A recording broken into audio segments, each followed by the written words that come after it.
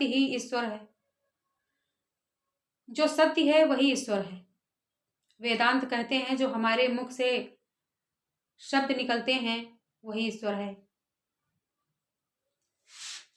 और ईश्वर सर्वव्यापी है, हर जगह रहता है, हर इंसान के भीतर ईश्वर है। मुझ में, आप में, हम सभी में, इस संसार में, समस्त सृष्टि में जितने भी इंसान हैं, जितने भी जीव हैं, सब में ईश्वर है।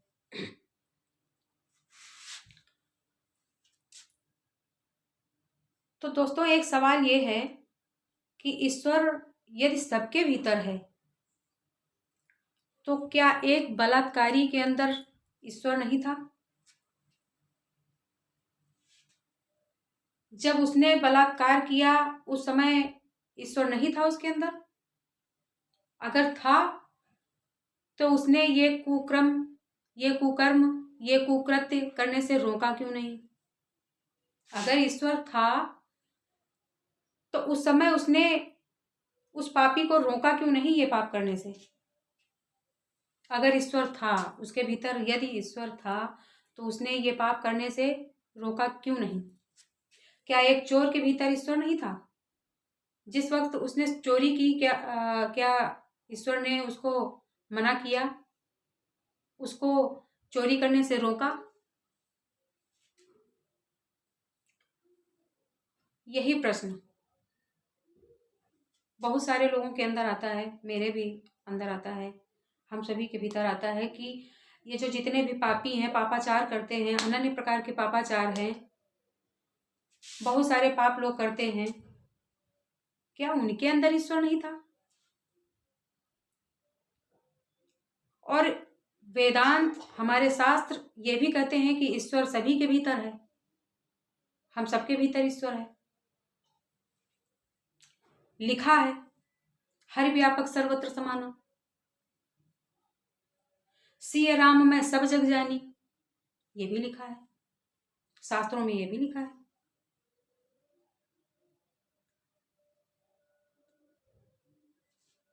निज प्रभु मैं देखहि जगत, कई संग करहि विरोध, ये भी लिखा है शास्त्रों में। सर्वम खल विदम ब्रह्म, ये भी लिखा है सोहम।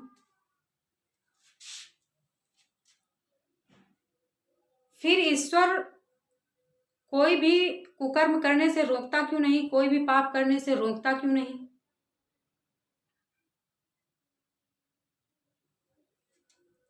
दोस्तों आज यही यहाँ पे क्लियर करेंगे, ईश्वर क्यों नहीं रोकता, और रोकता है तो कैसे रोकता है। दोस्तों आज हर किसी के घर में लाइट है, बिजली है, हर बोर्ड में बिजली है, हम सभी के घर में बिजली है। और आज के कल के ज़माने में सभी एसी भी यूज करते हैं, हीटर भी यूज करते हैं, जितने भी लाइट के प्रोडक्ट हैं हम सभी यूज कर रहे हैं, जितने भी सिस्टम हैं। तो दोस्तों सवाल ये है, प्रश्न ये है कि बोर्ड में लाइट है और हमने प्लग लगाया एसी का, तो क्या होगा? बोर्ड में अगर मैंने प्लग लगाया एसी का तो हमारा कमरा क्या होगा? ठंडा होगा। और यदि हमने बोर्ड में प्लग लगाया हीटर का तो क्या होगा? हमारा कमरा गर्म होगा। अब आप सब सोचिए मेरे साथ में, हम सब सोचें कि लाइट गर्म थी या ठंडी थी? जो बोर्ड में लाइट है वो गर्म थी या ठंडी थी? क्योंकि हमने हीटर का जब प्लग लगाया तो रूम हमारा गर्म हो गया, हमने अगर एसी का बोर्ड में प्लग लगाया तो हमारा रूम ठंडा हो गया। तो जो बोर्ड में लाइट है वो गर्म है या ठंडी? लाइट ना गर्म है ना ठंडी है, वो सिर्फ पावर है, वो लाइट है। जो लाइट है वो सिर्फ पावर है, वो सिस्टम को केवल पावर देती है। जितने भी लाइट के सिस्टम हैं, उस लाइट जो है पावर देती है। और फिर जितने भी इंस्ट्रूमेंट हैं वो सब फीचर्स अपने आप एक्टिव होते हैं लाइट की पावर पाकर।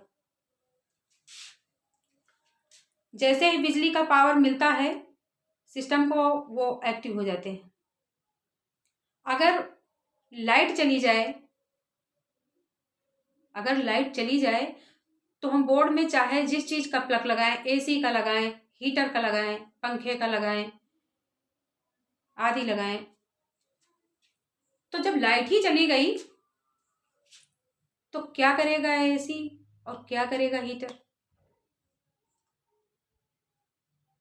दोस्तों, ईश्वर हमारे अंदर है, सर्वव्यापी है, हम सभी के अंदर विद्यमान है, और वो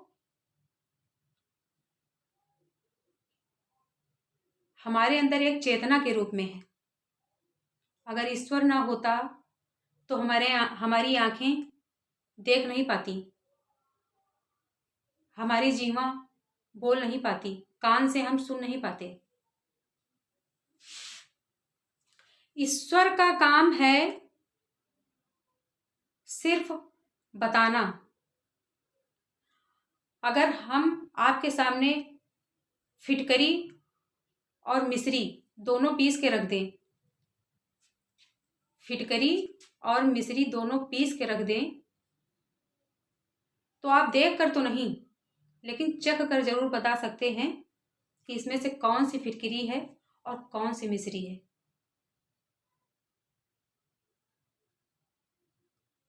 स्वाद लेके हम जरूर बता सकते हैं कि कौन सी फिटकरी है और कौन सी मिश्री है, हम देख के नहीं बता सकते, क्योंकि ईश्वर का काम यहीं पे था, हमारी जीवा को स्वाद देना। फिर ये हम डिसाइड करते हैं कि हमें कौन सी चीज खानी है। आप डिसाइड करते हो कि आपको कौन सी चीज खानी है, मिश्री खानी है या फिटकरी खानी है, चॉइस आपका, क्योंकि आप स्वतंत्र हो। दोस्तों, अगर ईश्वर ना होता तो हम कानों से सुन नहीं पाते, ईश्वर ना होता, हमारे अंदर परमात्मा ना होता तो हम आंखों से देख नहीं पाते, पैरों से चल नहीं पाते। ईश्वर है हमारे अंदर चेतना के रूप में, एक पावर के रूप में, तभी हम देख रहे हैं, सुन रहे हैं, समझ रहे हैं। उसने आंखों में रोशनी दे दी, आंखें हमारी एक्टिव हैं देखने के लिए, लेकिन ये चॉइस हमारी अपनी है कि हम क्या देखते हैं, स्त्री देखते हैं, पुरुष देखते हैं, या स्वयं गिरधर गोपाल को देखते हैं। इसके लिए हम स्वतंत्र हैं कि हम क्या देखते हैं। ईश्वर हमें समय समय पर बताता रहता है। ये जो हमारे मन की आवाज है, जो हमारे अंदर की आवाज है, वही ईश्वर की आवाज है।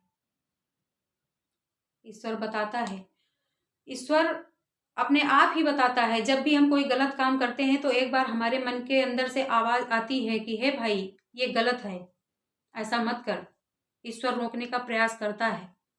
हाँ, वो आवाज किसी दूसरे को नहीं सुनाई देती है, आजू बाजू वाले को वो आवाज नहीं सुनाई देती है, किंतु अंदर से एक बार आवाज जरूर आती है कि ये ऐसा काम मत कर, ये गलत है। लेकिन हम अपने मन की आवाज को अंदर ही दबा देते हैं। हम अपनी मन की आवाज को सुनना ही नहीं चाहते। ये जो हमारी मन की आवाज है, जो हमारे अंदर से आवाज आती है, वही ईश्वर की आवाज है। अगर हमारे अंदर से परमात्मा निकल जाए तो ना आंखों से दिखेगा, ना कानों से सुनाई देगा, ना हमारे अंदर से आवाज आएगी, ना हाथ पैर चलेंगे, कुछ नहीं। अगर मैं आपसे कहूं कि आप गड्ढे में गिर जाइए, कोई भी कहे, अगर कोई भी कहे कि आप गड्ढे में गिर जाइए, तो आप गिरेंगे नहीं। मैं कहूं गड्ढे में कूद जाइए तो आप कूदेंगे नहीं, क्योंकि आपके अंदर सोचने समझने की क्षमता है।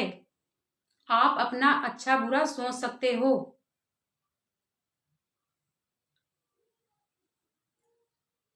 जब आप गड्ढे में नहीं गिर सकते किसी के कहने से, तो इसका मतलब ईश्वर आपके अंदर है और वो अच्छा बुरा बताता है। लेकिन क्या होता है कि हम नहीं सुनते अपने मन की आवाज।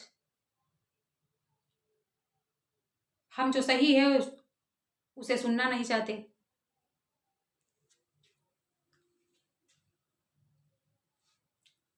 दुर्योधन को भगवान श्री कृष्ण ने समझाया था, शांति दूत बनकर गए थे कि हे दुर्योधन, पांडवों को 5 गांव दे दे जीने के लिए, ज्यादा मत दे, 5 गांव दे दे जीने के लिए। सुई की नोक बराबर भी नहीं दूंगा कन्हैया, सुई की नोक बराबर भी नहीं दूंगा कन्हैया। ईश्वर ने समझाया तो था, बताया तो था कि 5 गांव दे दे जीने के लिए, लेकिन दुर्योधन का यही उत्तर था कि सुई की नोक बराबर भी नहीं दूंगा कन्हैया। ईश्वर ने तो बताया था कि नहीं देगा तो सर्वनाश है, अगर दे देता तो सर्वनाश से बच जाता।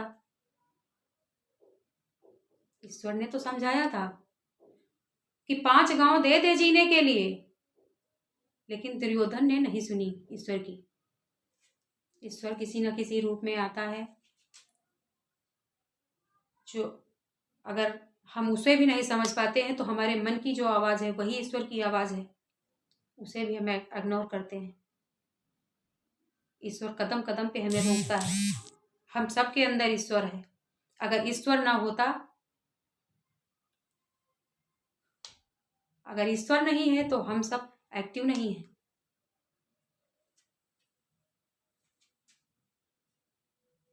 दोस्तों, अपने मन की आवाज़ को सुनो, चिंतन करो, मनन करो और अपने मन की आवाज़ को गंभीरता से लें। हम सभी अपने मन की आवाज़ को गंभीरता से सुने और समझें, उस पर विचार करें।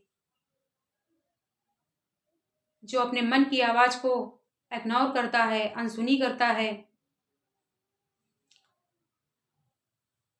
वही हमेशा गलत कामों में उलझ जाता है, वही तरह तरह के पापाचारों में अपना जीवन व्यतीत कर देता है।